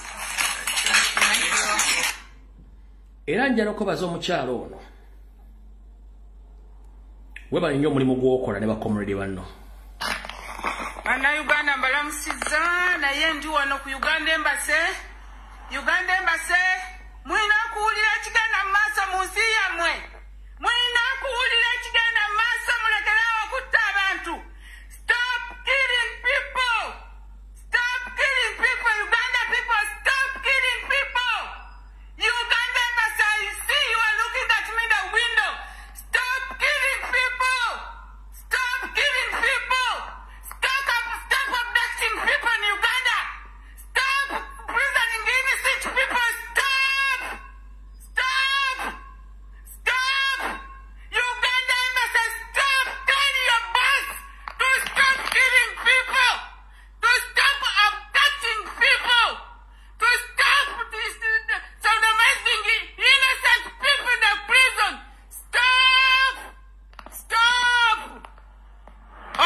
Now here, Museveni and Mao, you are planning presidential election bill in Uganda. This will not be accepted. You stop torturing Ugandans. Stop torturing Ugandans. Stop the corruption. You Amongo and Tamong, stop.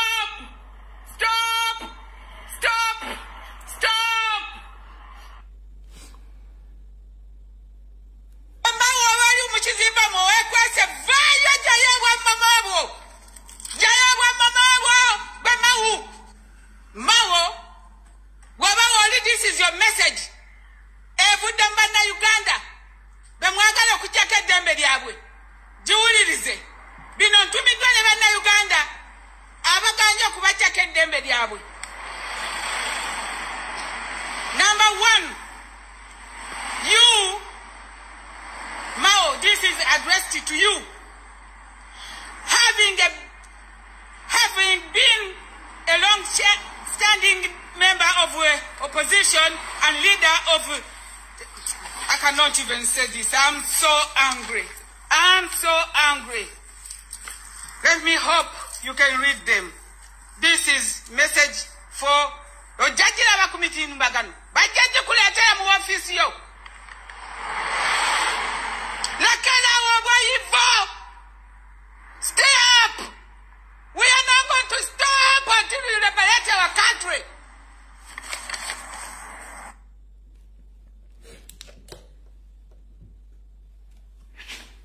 Njala twala omukisa guno okubaza omukyalo oyo single-handedly n'abantu beetambudde nabo okutuusa obubaka obwo. Omukyalo oyo yalese emirimu gye n'aleka famire ye n'ajja okutoosa obubaka bwe eri Mao n'abakungu ba embassy era obubaka bwe bwatuuse. Naye nga waliwo MP afuna miliyoni 4 tasobola kukola kikolo omukyalo ekyo yakoze. Waliwo chairman C5 afuna miliyoni 2 oba miliyoni 15 tasobola kukola kikolo ekyo. Waliwo kansala afuna miliyoni 5 ku mukaaga tasobola kukola kikolo ekyo. Waliwo munnabyabufuzi ng'afuna ssente nga tasobola kukola kikolo ekyo. Waliwo ba comrade abalinzi obulinzi gavumenti ekyuke nga n'okugulira omwana data tasobola kikola naye ng'ajja okusaba tenda mu katale.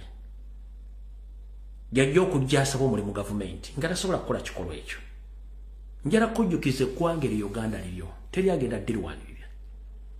Ffenna tetugenda kukwata muntu wabula tusobola okukozesa ebigambo ne tubyogera.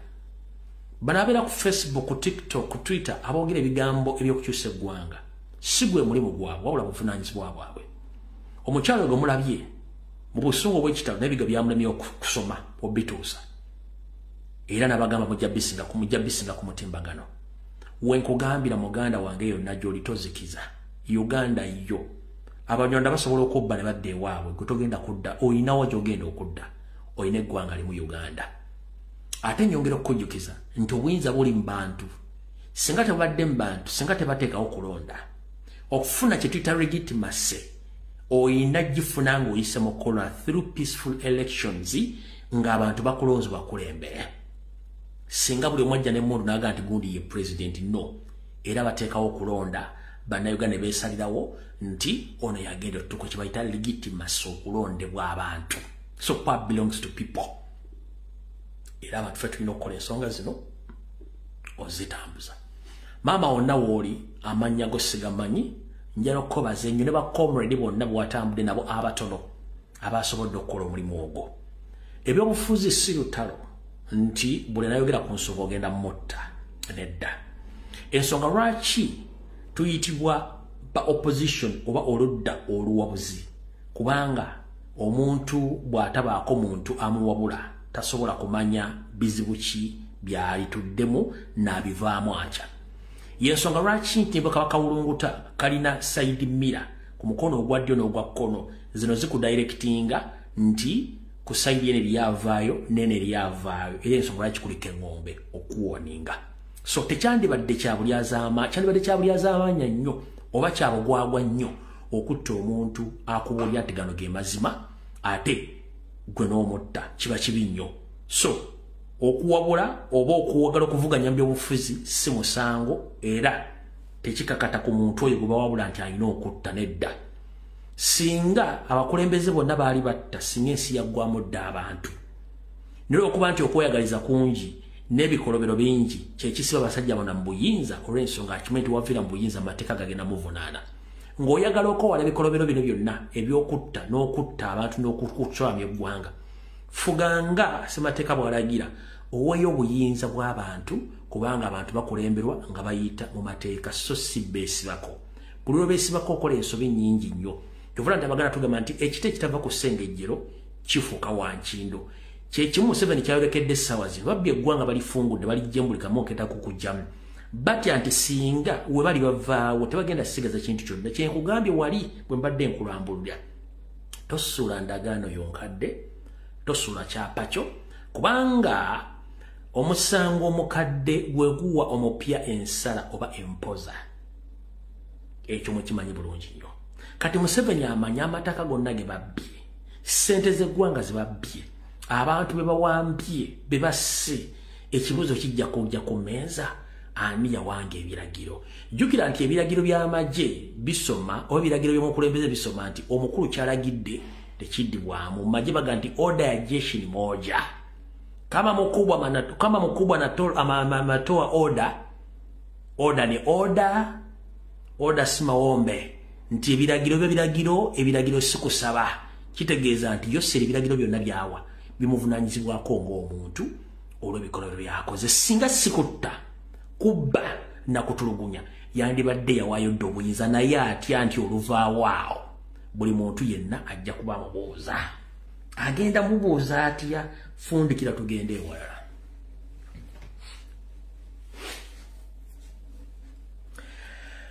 Wattu n'amalalo g'olaba baali bantu. Amalalo g'oyitako baali bantu. Abamu baafiira mu mbuto z'abannyaabwe, abamu baafiira mu mazaaliro, abalala baafa basuumuseemu, abalala baafa bakulu, abalala baafa basanyufu, abalala baafa banyiivu ne bafa. Baafa batya? Katonda yakyesigaliza. Naye nina ekintu kye ngenda obbagamba. Buli omu saagala okaabe, njagala osigale ng'oli mugumu nnyo. Ekitundu kye bayita Kollo mwenna mukimanyi.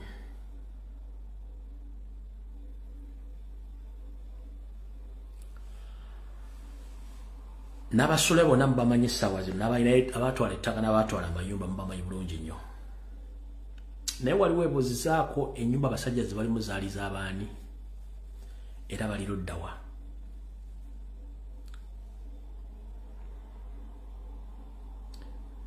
Oluvannyuma lw'olutalo lwa 46 nga Museveni amaze okuwangula, bano bajja bamaze okumanya buli kimu kye baagala n'okukitwala. Wattu abasajja bano bajja bamaze okumanya buli kimu kye bagenda okutwala. Ekyennaku buli munnayuganda nakabala oba nansangwa eyali alina ennyumba n'ettaka ekkololo yazingibwangako n'akubwa amasasi, n'attibwa, amaka ne geddizibwa, abakungu boogalamu kati essaawa zino.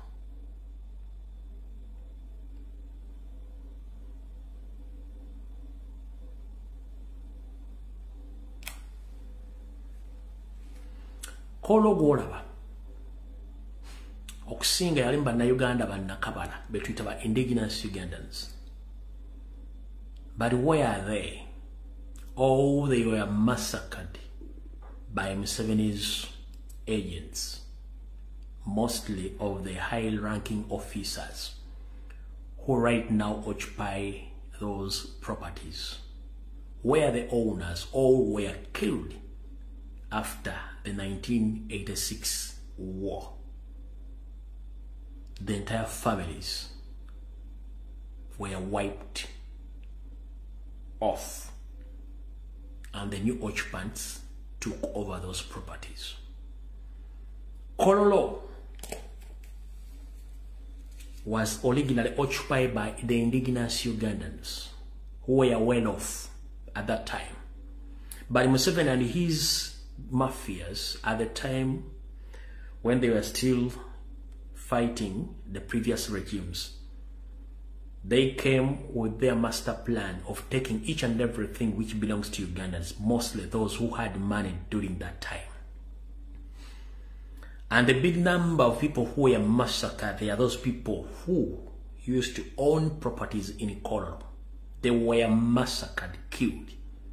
And that's why all the Banyarwanda, the NRM historicals who resigned in Kololo owning those properties, the owners were killed. And those people took over those properties. That's the reason as why Museveni and his colleagues, they don't want to leave power, because they have a lot of atrocities and they have a lot of answers to answer. They have a lot of questions to answer to the public. And they are still doing the same in different parts of the country. As we speak right now, our fellow comrades, all Ugandans, the northern part of Uganda, slowly they are declining in number due to the fact that Museveni's brother, Jerusalem Sarakandanaho, is doing the same thing. He's clearing out Uganda and the northern part of the country, including the Karamoja region. The indigenous Karamojongs, I don't think that these days or at this moment they can reach around like 1 million. I don't think. Because Museveni and his regime, they are trying to wipe out all Karamojong so that he takes over the land and gives that land to investors and to his family. The same applies right now to northern Uganda. The same applies to the indigenous Baganda in Nakasongola, Ngoma, Nakaseke, Gomba, Mubende, Mitiana, Masaka. The big number of Baganda, they have been wiped out or killed by Museveni, and the land has been occupied by the imported Rwandese from Rwanda, Burundi, and Congo. You won't hear such information on mainstream media. You can't. Only here on social media. Because for us, we openly give the information without any kind of edit, because we are here to expose the regime. And it is visible that they are still going on kidnapping innocent Ugandans and kept in torture chambers. And some senior armed officers and government officers, they own torture chambers across Kampala, Mukono, Wakiso, Entebbe, and the islands of Sese. There are so many indigenous Ugandans who are missing in areas of their residence due to the fact that they are a threat to Museveni's regime and his family. So I'm calling upon all the international community to stand with Ugandans at these trying moments. Because so many Ugandans, they are leaving that country forcefully due to the fact that the country is in the poor state. Economically, politically, socially, the country is in poor state.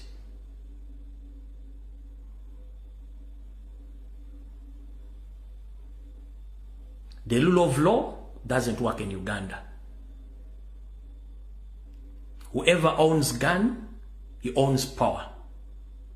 Whoever owns torture chamber, he owns power. Whoever belongs to Museveni's family, he owns power.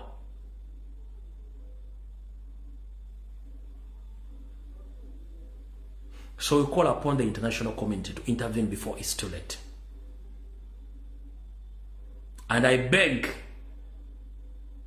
the international community, that whenever you found a Ugandan struggling in life, please help him or her, because the situation is not okay where they come from.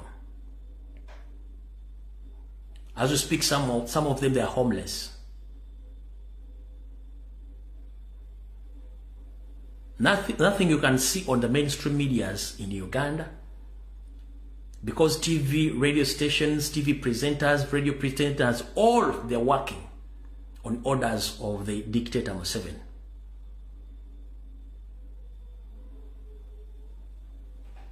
So whoever seek for help, please help him or her, because they wouldn't like to be in such situation in those countries. Because East or West home is blessed, but the problem is they faced harsh situation in Uganda due to the dictator who had been in power for 40 years. He even feared his own people. And whoever comes out to condemn the atrocities, they make sure that they kidnap you or they slaughter you because they fear the public. For God and my country, may God bless Ugandans. Whoever think that Uganda is safe, time will come, you'll face such situation as other people in Uganda. They are facing it right now. Kati ngoyagala kutegeera ebigambo badde nkugamba nti abantu abali bannannyini maka n'amataka ekkololo bonna bajjanga basala omu ku omu, ennyumba eno zino zitwaliwo basajja ab'amagye abanene abazirimu n'aba gavumenti wetwogera essaawa zino. Okuva mu 1986 n'okutuuka kati bwe baatuula nti amayumba gaabwe era baagatwala. Ng'oyagala okutegeera nti abasajja bano babbi, njagala ogenda ombuulize abasajja bano wammanga. Njagala ombuulize abasajja bano wammanga. Balina empapula ezikwata ku mayumba ge balimu ekkolo tebagalina, wabula beekolera agaabwe n'endagaano ezigula beezitunda. Nga njagala ombuulize omusajja gwe bayita Moses Kigongo, chairman, vice chairman wa NRM, Musa Koti yazifuna atya? Tajja kunnyonnyola. Ompulya bulungi nnyo? Obuze Sibiru Paleri yajja ebintu bya Uganda byonna, tajja kunnyonnyola. Omwalone Speak Hotel, tajja kunnyonnyola agifuna atya? Ompulya bulungi nnyo? Musa Koti yeriranye Sheraton Hotel, ng'odderi ku Imperial Royal, oba ku gye twandiise nga Serena. Era Speak Hotel era yeriranye Sheraton Hotel ku mukono guno ogwa ddyo. Era waliwo wakati mu junction waliwo Grand Imperial Hotel, nayo nga yali Uganda Hotel yakalimwirigi yagifuna atya? So mwenna bannayuganda ndozajala mutegeere ekyo kyekikulu ky'ebintu bino bitwagala tubategeeze bulungi nnyo. Kano ke kasembayo ndowooza mbate bisigadde tunabifuna olunaku lw'enkya. Mwenna bannayuganda bakozesa oluguudo lw'ejjinja naddala olwa bridge eya Nile empya gye bayita New Nile Bridge.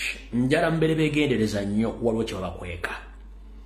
Mujjukiranga bakakola bridge eyo wayitawo akaseera mpawe kaaga kataweza myaka wadde 2 ne bagaa nti oluguudo olwo lwabomosebomose lwetaaga kuddamu okukola. Era baatwala akaseera nga balukola. Ekituufu kiri nti buligi bakola gadibe galye ng'embwa etunda omuzigo nti bwe gunaadibanja gweriira nkiddamu kano mu kasalemu.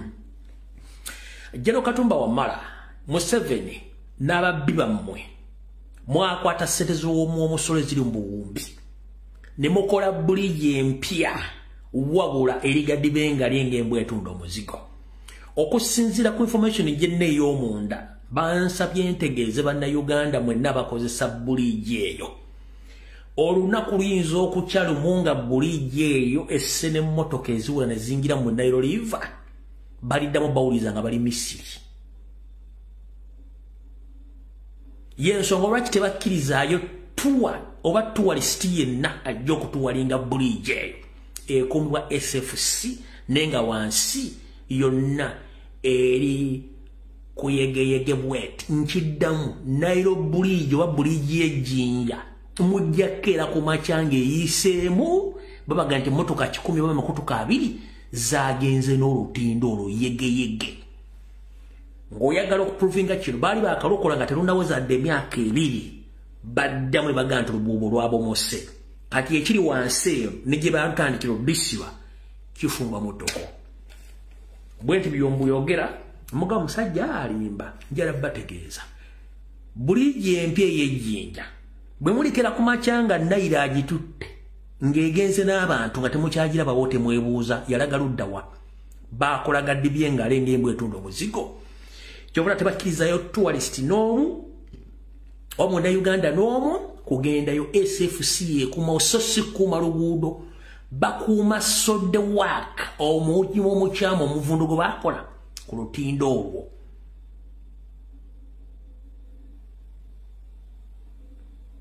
teri tigye genda kigamba teri yegenda kigamba wobula insider yangambye tegeeze public mubeere begendereza nnyo abakozesa new Jinja Nairo Bridge empya muyinza ku mata ng'egenze n'abantu